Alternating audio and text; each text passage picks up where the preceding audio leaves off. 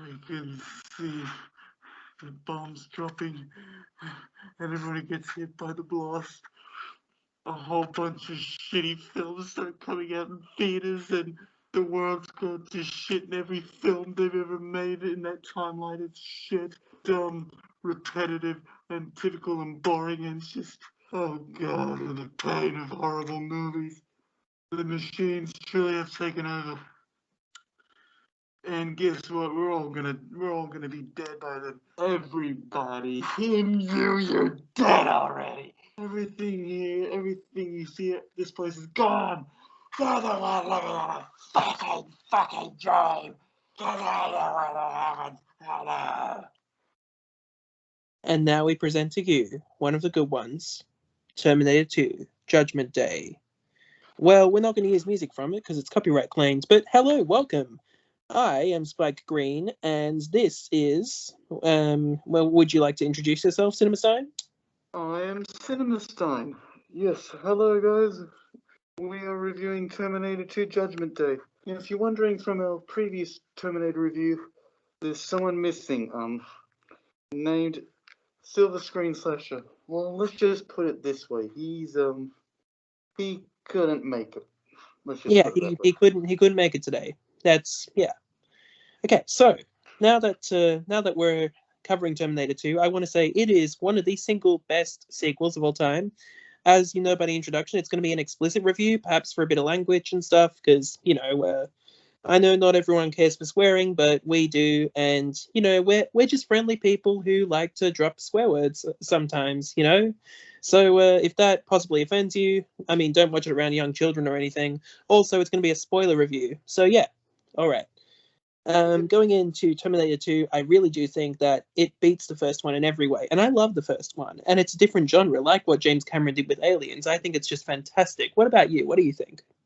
Yeah, especially what I love about Terminator 2. Okay, first off, let's see. Well, Terminator 2 Judgment Day came out in the year of 1991. Yeah. And not only in the real timeline itself then, but even in the actual timeline of the Terminator film.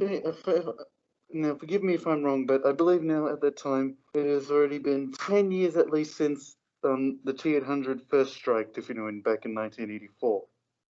Well, 84 and 91, which I never really got because John Connor is meant to be like, what, 11 in this movie? He still has the higher voice before puberty. So if he's meant to be 11 and I'm assuming he's born in 84. And then, that would be 94, 95. He's supposed to be 11 in 95, but then this film is placed in 91. So that confuses me that then. So yeah, that's what I think of that, It's just. But still, anyway, this now, two now begins back now in the very early 90s. Mm.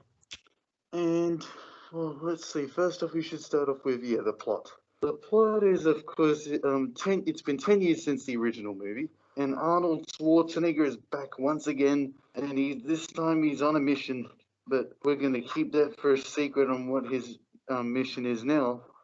Let's see. He walks into a bar, right?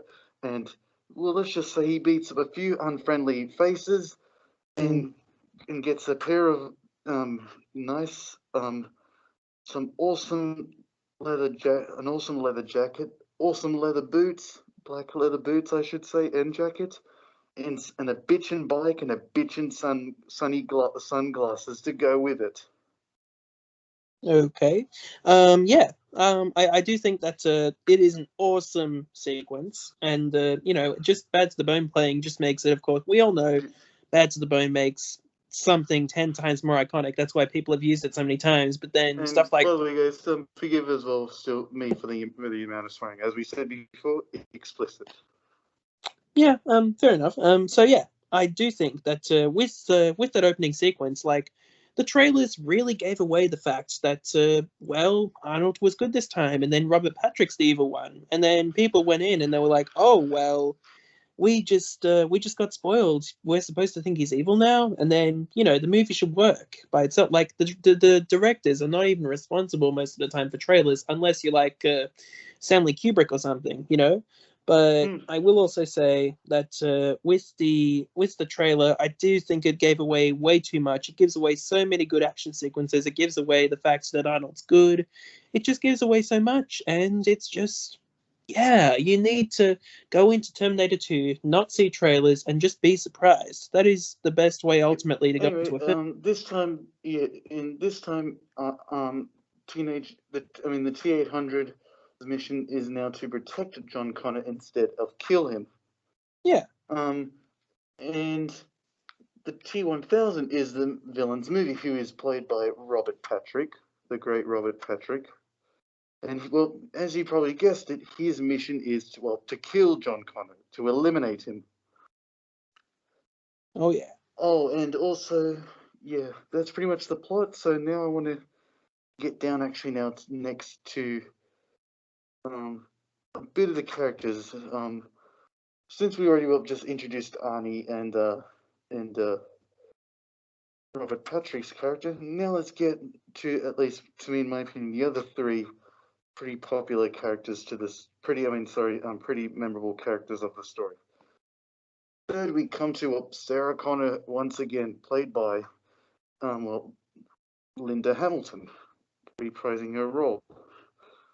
Although this time around she is locked up in an institution, and well, let's just say she's not very treated very well.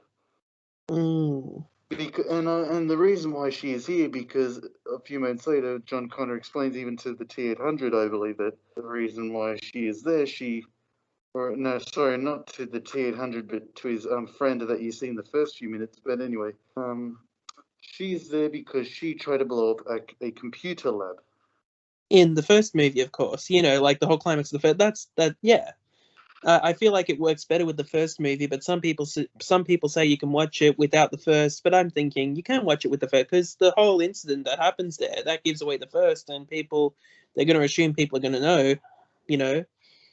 So yeah, I do think that there are some structural similarities in terms of there's the both of the films end with a fight in the factory with a robot, and both of the films have Sarah Connor and but okay, maybe not as many similarities, but really it's just the way the film's set out. In a way, it's like it's sort of a vaguely similar versus structure in a way, like the Arnold versus Robert Patrick, and I feel like then the morality is more complex in this one, because you have Miles Dyson and his situation. You have Sarah Connor, who goes insane sometimes in terms of morality, like what we'll get to later.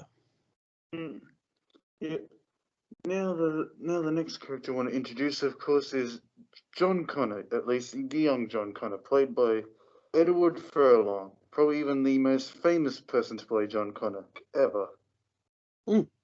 And he went on to do the fantastic, in a different way, American History X, which I also recommend checking out.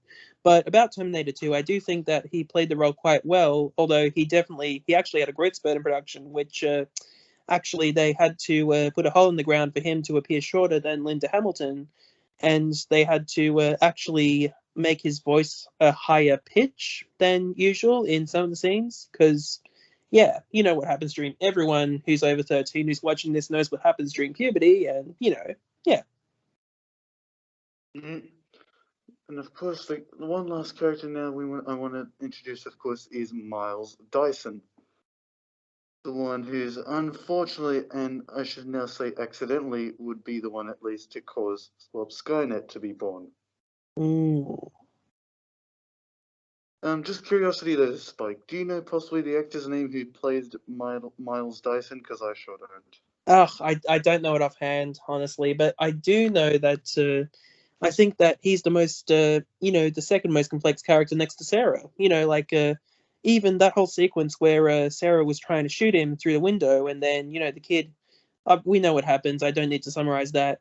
But yeah, she tries to shoot him through the window. The way that she's in the house, and then Miles is like, I didn't know this was going to happen. I'm so sorry. The way Miles is showing remorse for things that are going to happen if he continues in the path, and how the future can be changed. Ultimately, Terminator's like very optimistic. You have the power of love. You have the power of family. You know, it's like a makeshift family. The Arnold Schwarzenegger's character. You have Sarah. You have John. Just as a real family, and then you have, of course, the Dyson family. Which the Dysons. Oh man, I would feel so sorry for Mrs. Dyson because, well, we never I don't think we ever get to see her after Miles gets killed off in the firefight. Speaking of now on the topic of characters, now the third one, probably out of all the things in the review, the one thing I've been badly wanting to even explain to you guys and talk to you guys about, and that is the character development. Mm. Okay. Now, warning, of course, Spike, I will have quite a bit of a long speech to say. All right, But so yeah, for those who would like to listen to this speech in the entirety, it's yeah, it's going to be nice and long, and it is going to be good. So please stick around. Thank you for sticking around so far. Please stick around for Aaron's cool speech. All right. First off, I want to start, of course, with Arnie himself. That's the T-800. As even Spike just said before, to me, in a way, when I was watching this film, as I was watching it, I was like, in a way, they're like a, I wouldn't say they're a perfect family, but they're kind of like a nice, in a way, dysfunctional family. What I love about Arnold in this film, let's admit, all three of these characters are way developed more further into the story, especially Arnold. Because first up, well, what I like about him, and what everyone else liked about him, of course, he got to learn things that John Connor knows, if you know him. Like he learned how to swear. He um he learned how to smile, which I must say that is kind of a funny scene when you see him smile. It's so funny. I'm like, no offense, he's so terrible at smiling, but it's great at the same time. And he also got to teach him what to say in probably his second most famous line in the entire franchise, "Hasta la vista, baby." And another thing that I must say as well that I like about him in a way, especially of course his relationship with John, because even as Sarah Connor kind of said, because she was in fact during the movie she kind of inspired me to even say this speech, but when she explains in a bit of I guess um in the background anyway, she explains in narration that what she liked about this machine, right, is they weren't like he wasn't like any of the other father figures that John had when he was growing up, which I didn't know until now in this movie. By the sounds of it, he had other father figures. But yeah, he didn't yell at him, he didn't get angry with him, he didn't get pissed off, he didn't on yell at him like a drunk, if you know, like a drunken person, and try to hurt him or whatever. It just, it once it was, I guess, kind of provoked or whatever. It just he was cool with it. It never bothered him. He just went with it, and because I mean, after all, he's just learning himself, and especially John as well. For example, another reason why I find him even so interesting in movies. And no offense to as well, all the other kid actors in the past, even back in those days from the 90s and 80s. But let's just admit, most of them back in those days, I believe even Spike did a podcast about that sort of stuff about child actors. But let's admit, most of them back then, well, let's just say, I wouldn't say they were horrible, but they didn't really do a very convincing job. But good God, Edward Furlong was probably at least one of the best kids who actually captured that really well, because he actually acted like a real kid would, even like a young teenager would.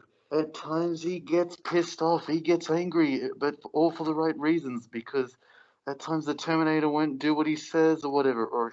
But also what I like about him is, well, when Sarah Connor, for example, was a bit pissed off with him, he cries at times. And he kind of feels guilty, whatever, about it. But also he's a smartass as well. He's a bit of a jackass at times, and that's what's so great about him. I mean, all teenagers are like this. Cause trust me, because I would know that. Even Spike would know that, because he was once one as well. And that's why he's just so damn relatable in this film. Especially Sarah as well. In this one, she's of course if you have seen the film, of course, when she says to him in the car, "You cannot risk your life for me or anything, and I can handle it myself." Maybe in a way she was saying that to him because I think, of course, because obviously deep down inside, she doesn't want him to risk his own life just for her, and like she doesn't want him in danger as much as she is. She's not saying it in a way like she doesn't want him around her. It's just she's just doing everything she can just to try and keep her son safe away from all this, dangerous shit. But also, what I love about them all as well is that during the film as well, Arnold says actually John even really two times, why do you cry? Actually no, maybe even three, because in some sort of way as well, when at the end when he says, I don't know why you cry, but it's something I can never do. In some sort of way, it kind of sounds like he kind of wishes he was a human, but he just of course can't understand it because well, he's still learning. He doesn't know. And after all, he's a machine, but in some sort of weird way, I feel like he is part human inside it, if you know what I mean. Um, and yeah, it's so good. It's just so developed. And also when he said to him, even the way John explained this, unlike him, us humans of course, we all have, our own feelings, obviously. There are times where we're all going to be afraid of things or angry or even sad or just anything really. And it's just the way these characters are developed. Good God, I see nothing wrong with it. It's all done so well and done in a very clever way. Because no offense as well, back to the child acting, but no offense, but shitty films that would feature kids is probably one of the few examples is Problem Child Parts 1 and 2. Anyway, seeing kids like that in those sort of films, they weren't really, well, they didn't do so well, I heard. But still, it's just the character development in this movie is just it's genius. Thank you. That was a very good speech. Wow. Well, Yep. thank you for the speech. I will say that I watched Problem Child once when I was a kid, and I don't remember it being so bad. Probably because I was a kid, but there was a lot of slapstick, there was a lot of crude humor, everything little kids love. I Yep. mean, yeah. Now the next thing I want to get to, of course, is the practical slash action effects, if you know what I mean. Hmm. Now I'm gonna, since I had that long speech, I'm Spike. To now explain maybe what's so great to you about the effects and the action for a while. Sure. Yeah, I am also prepared to go full Shakespeare without the except this time instead of Shakespearean English, we're obviously going with understandable English. No offense to Shakespeare there, but Yeah. anyway, so yeah, the special effects, a lot of them are just practical, and the way that they do it, the way they blend practical and CGI. And Jurassic Park would do this perfectly 2 years later with the dinosaurs. And I do think T2 is like, well, you have the models that Stan Winston made. Sorry, Stan Winston. I'm bad at enunciating sometimes. I'm sorry, I'm bad at enunciating sometimes. But okay. Anyway, so yeah, Stan Winston's models for sometimes when he's just walking around, like split in half. The toward the end of the film, he's like all split in half, and one half's here, one half's there. And yeah. Anyway, but yeah, the whole CGI type thing, especially for the puddles and stuff, I really like the way they just blended it in, and it seemed fully natural in a way. I know that CGI would come in each time he was shot. It'd come in with the liquid metal. And then it's kind of hard to tell where the joining point is for practical going to CGI or vice versa. They did a really good job on it, and that's what I wish filmmakers would do today. In terms of CGI can look really good. Like, for example, Zodiac had those 70s backgrounds, which were fully CG, and Avatar had that fantastic world that I will admit is entirely CGI and motion capture and that sort of thing. And coincidentally, Avatar is another James Cameron project. But yeah, I feel like James Cameron's been quite good with the effects. I know that even just to go on a bit of a tangent there, Avatar even has part of the lab is like computer generated and part of it's a live action set.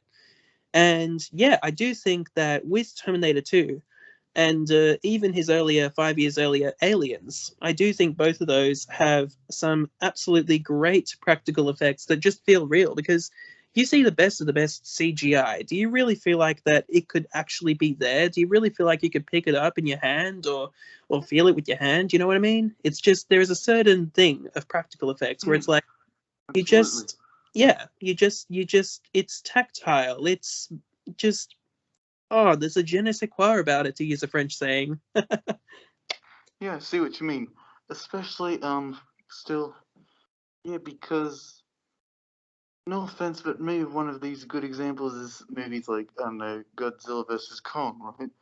No offense, but when it's mostly a CGI film, and when you see the really cool action stuff happening, you don't really feel like it's actually for real happening. You don't get that experience that it's truly there. But no offense, though, I must say that Godzilla versus Kong, by the way, don't worry, folks, if you're thinking, oh, God, is it? No, don't get me wrong, it is still an entertaining film. But films, of course, even like The Dark Knight or Mad Max, Fury Road, and even this, when you see the action, right, and the way they shoot it and everything, most of that stuff is really there. Like when you see a car get, brutally smashed to shit, right?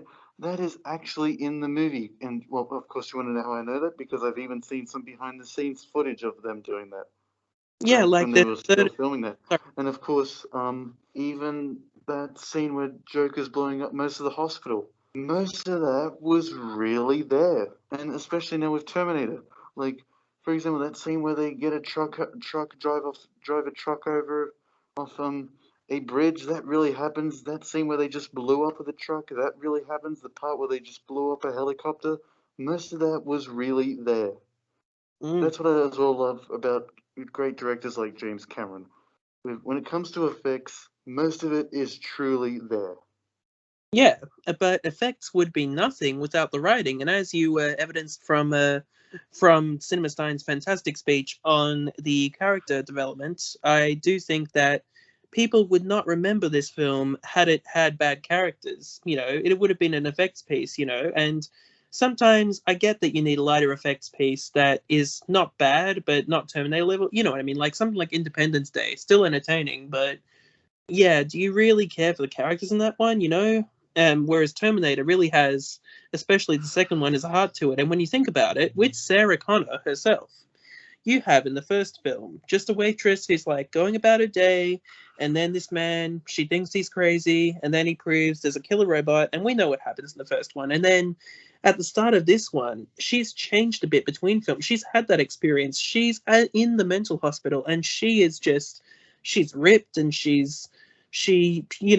clearly has some sort of mental problem she's working through. And I really do think that she goes back to I think by the end of Terminator 2 she goes partially idealistic and partially just still pessimistic, because there is no fate but what we make, but still there's Skynet to worry about, there's still Judgment Day, and also on the pessimist side, we don't know how many of the sequels will actually count for anything. This is why I've only seen Genesis, apart from the first two. And then Yeah, Genesis counting. still, yeah. Even that part where they kind of blew up um, um, Robert Patrick, right? Still, those were actual like cool looking special effects, like models or puppets or whatever that they used as well.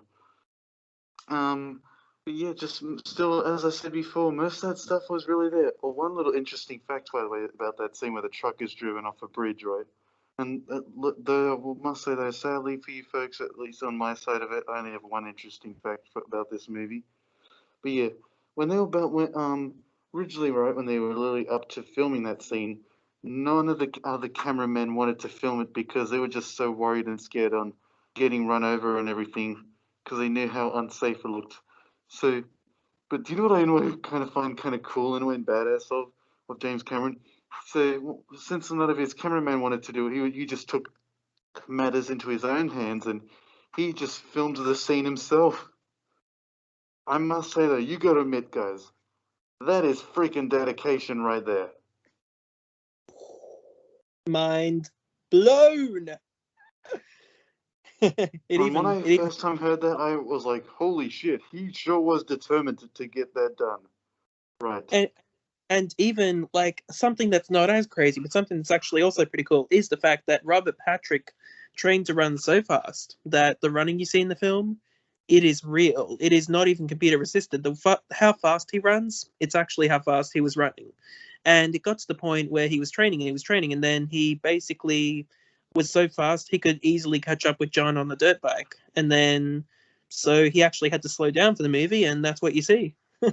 No offense, but good God, I must say, you got to scene as well with him running. Good God, that is scary as shit, even just to see. Yeah, Especially with that murderous face on him, if you know what I mean. Oh, and yeah. That's by the way, another thing I actually did not know. He actually was running like that. Holy crap. And it's amazing to witness. Now that's a practical effect if ever I've seen one. Oh, it's amazing. Oh, by the way, that scene as well where that kid Oh, I just want to say one more thing. Oh, yep. He runs so fast that I don't know. Tom Cruise appears to be slow by comparison, and he does a lot of running in his movies. Tom Cruise does. No offense, Tom. It's all good. It's all good. Yep. But still, yeah, it's just that scene as well where that kid dobs in. If you're in like Robert Patrick's character with John Connor. Boy, everyone who probably saw that film probably hated that kid even just for doing that. So just real quickly, right? That's the kid over there. No, wrong. Oh, from the first one, of course. Oh yeah.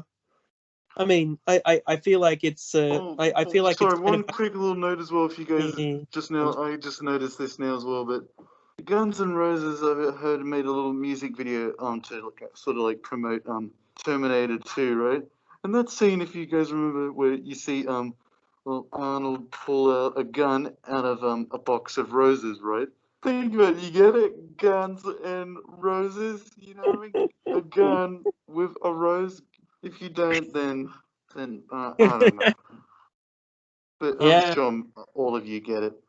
I mean, when I first saw him say that, when I first learned about that, I was like, "All right, yeah, I just realized." I don't pay too much attention to. For some reason, I never catch. And this sounds tangential, I know, but I never catch the color of people's eyes really unless they tell me. And so, I was going to say, what if there was some sort of extra in Terminator 2 who had eyes of the bluest skies? Yeah, another Guns N' Roses reference. There you go.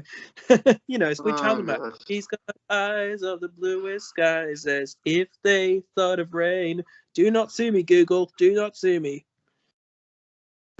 Oh, by the way, one little quick as well. I guess you could say little minor things I want to mention. That part as well, we see that guy with the glasses right in that mental institution, like Sarah Connor. First off, Spike, do you want to say your little opinion on that scene that you said to me before? What you thought when you saw him do that?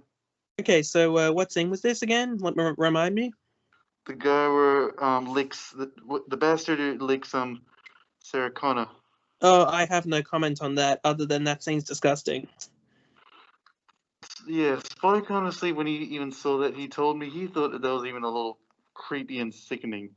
Literally, by the way, as he was licking him, his was literally my reaction to it. I literally even pointed at him right in the screen, even I know he was on my TV screen, but I still was pointing at him and I said, "You creep!" And I said that as well as loud as I could. I was just like, "You creep!" Mm. But yeah, good God, who the hell does that? Mm. Especially with a woman they barely know. Anyway, that seems weird. Let's move on. Yeah, sorry, it's just it kind of fascinates me, and I'm just still curious about questioning it. Yeah. Oh, another quick minor things as well I want to mention is the other scene. Actually, I forgot to mention that Spike, do you want to mention this one if you know it, where you see a black guy, whatever, get rammed through a window? Yeah. Just to remind you. There's a minor character who is played by an African American man, who is who the Arnold's Terminator, throws into a window. And if you look very closely, you can see that in the shot where he's getting thrown into the window, they've replaced him with a Caucasian stuntman, a white stuntman. And I don't know why. Like, they should have tried to go for the skin tone. You know, I No feel offense, but I know it's a short they shot. should It's inconsistent. just remember, even movie makers. I'm not sure about you, but another thing you should probably even know about us critics, even some like details that go like that you can barely see, right? In the end, we do always catch them, if you know what I mean. One of us is going to catch them, if you know what I mean. So be careful. Mm. Also, there is that scene where Arnold's chasing sort of as well, trying to save John Connor, like kind of chasing John Connor and the T-1000 at the same time on his motorcycle. On the Blu-ray, right? In certain scenes, it's just, of course, it just has Arnold's face because they wanted to make it look like it just was him. That part where he, for example, picks up sort of John Connor and places him on his bike instead, right? Just in the nick of time. In the DVD version, you see his two stunt doubles, and the other scene where you see his other stunt double is well him the part where I believe he's just really um done that cool looking jump, if you know what I mean, off that area. But you still, yeah, anyway, you see two of his stunt doubles. And probably out of In all the things, all the little details to try and spot in the movie, those are probably, to be honest with you, the easiest ones. Of course, if you have the Blu-ray, then you're not going to see it, but if you have the DVDs, you will see it.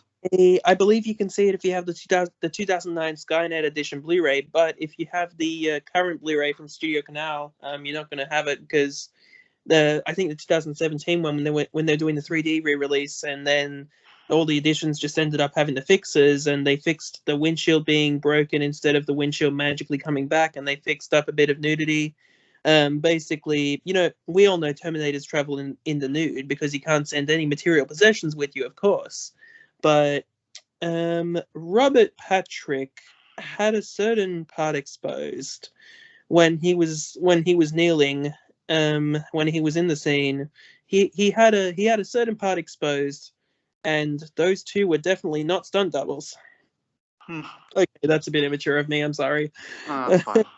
But yeah, they basically removed the site of any nudity. In fact, it was his testicles that were visible, and they removed them on the Blu-ray. So yeah, that's an interesting fact. A little bit of sense of nudity.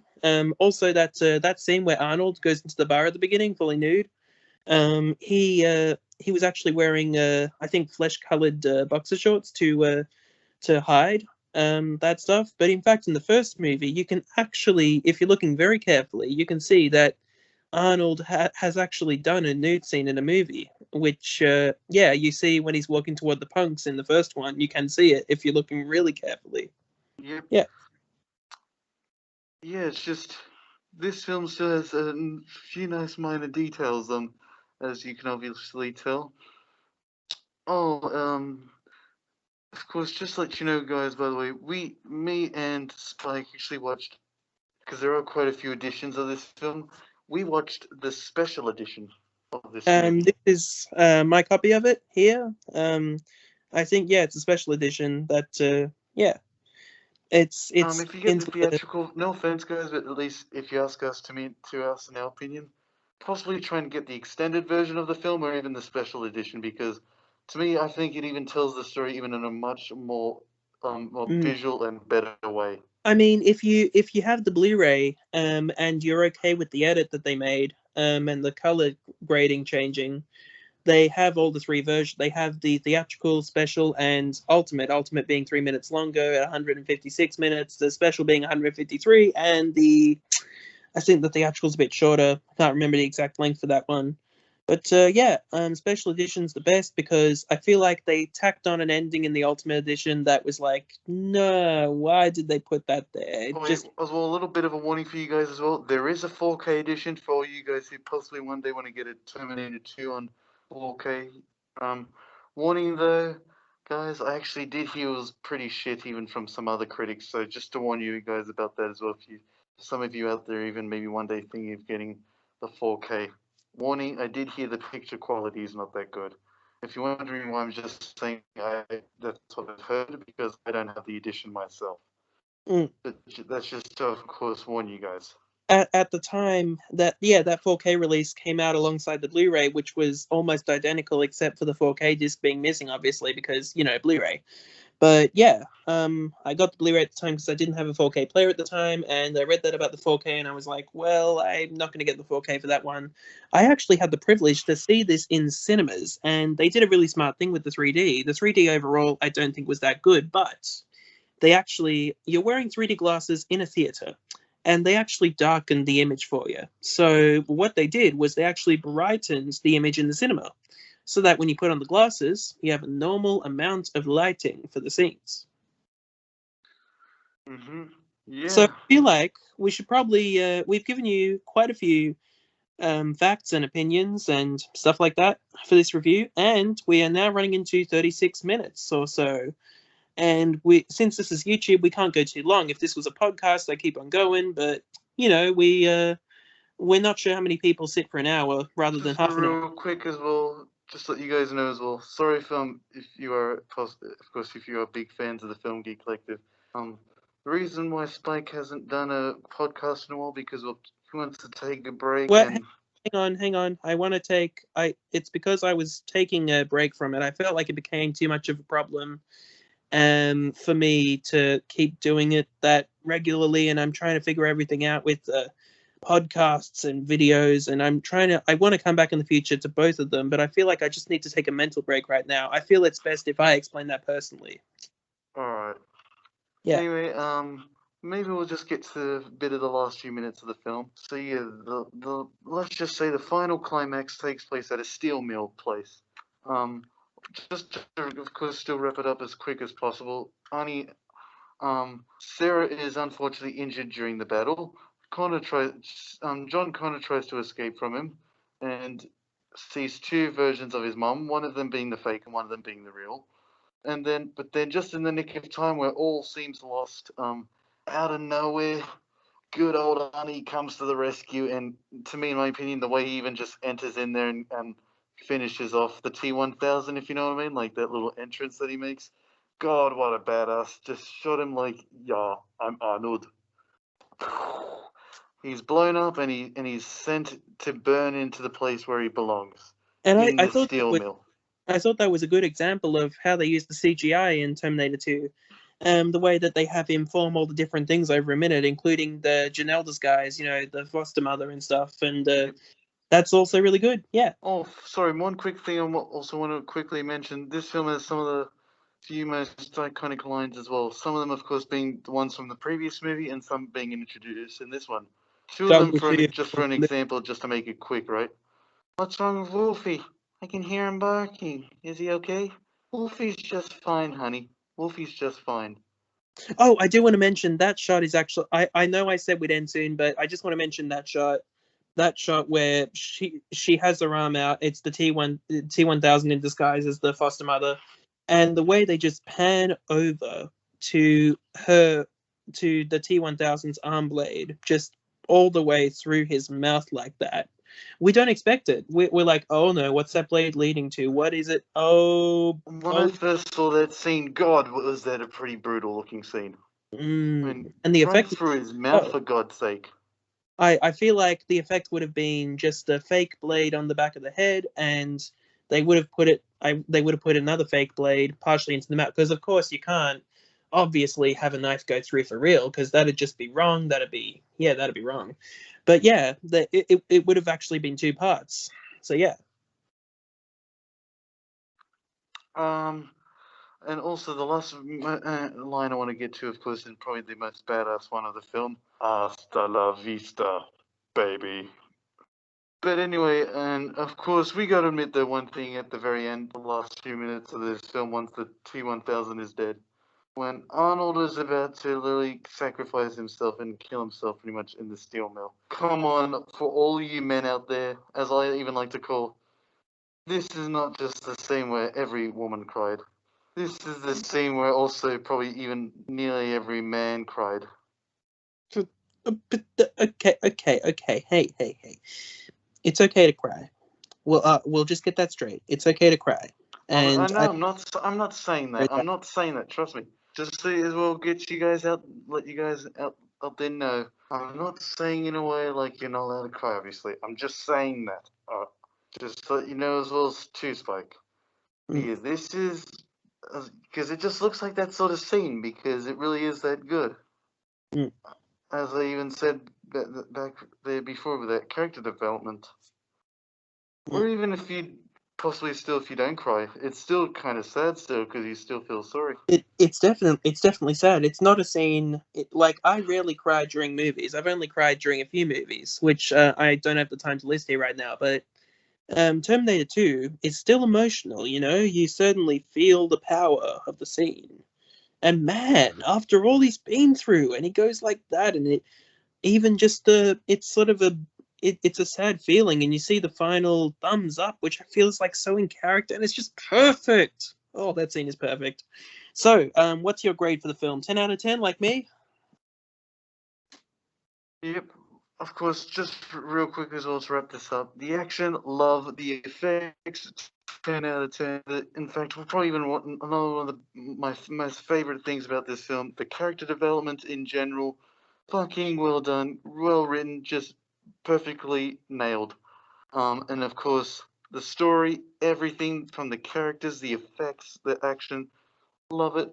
This film to me is just a masterpiece. No offense.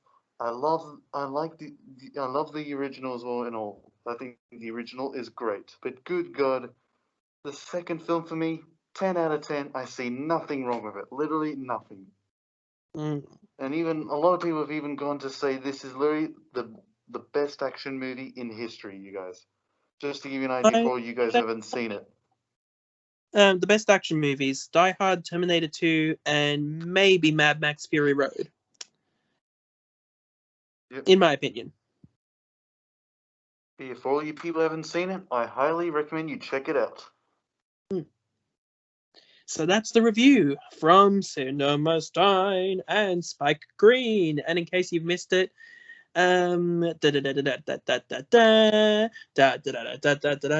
the tune that I actually As well, thanks as well for watching the second episode for the Terminator and RoboCop theme month, and I guess we'll see you once we get to RoboCop 2 review. indeed. Alrighty, that's the review. That's at the risk of getting sued by Warner Brothers. That's all, folks.